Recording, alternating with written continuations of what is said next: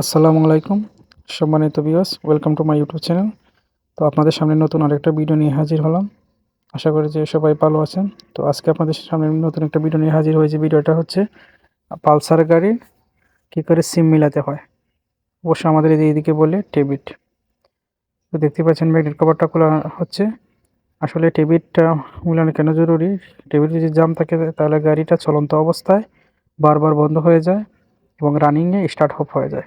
তার জন্য টেবিট মিলানিটা খুবই একটা জরুরি। দেখতেই পাচ্ছেন আমাদের ইঞ্জিনিয়ার ভাই, উনি ম্যাগনেট কভারটা খুলতেছেন। দেখতে পাচ্ছেন নাটগুলো খোলা হচ্ছে। তো অবশ্যই যারা যারা পালসার বাইক চালান, পালসার লাভার আছেন, অবশ্যই আমার ভিডিওটা শেয়ার এবং লাইক এবং কমেন্ট করবেন। তো দেখতেই পাচ্ছেন ম্যাগনেট কভারটা খোলা হচ্ছে, যাতে গাস্কেটটা না ছিঁড়ে যায় সেদিকে খেয়াল রাখতে হবে। তো সতর্কতার সাথে দেখতে পাচ্ছেন ম্যাগনেট কভারটা খোলা হচ্ছে।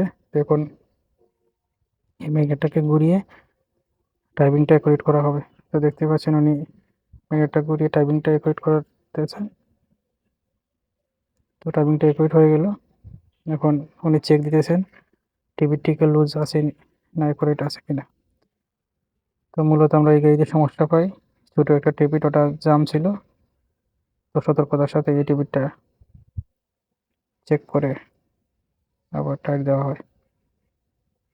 তো দেখতে পাচ্ছেন চেক করে খুব সতর্কতার সাথে লাগানো হচ্ছে। আসলে আমারও পছন্দের গাড়ি পালসার বাইক, আমি নিজেই পালসার বাইক ইউজ করি। তো দেখতেই পাচ্ছেন লাগানো হচ্ছে, খুব ভালো করে টাইট দেওয়া হচ্ছে।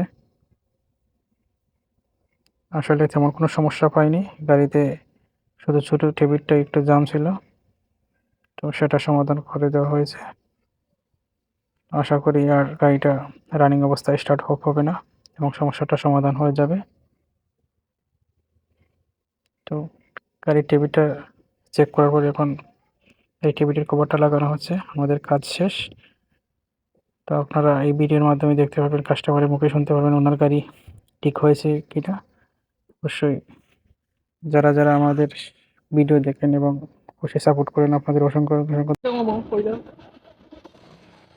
আলহামদুলিল্লাহ বাবু, গাড়ি ঠিক আছে এখন। ঠিক আছে নি বাবু।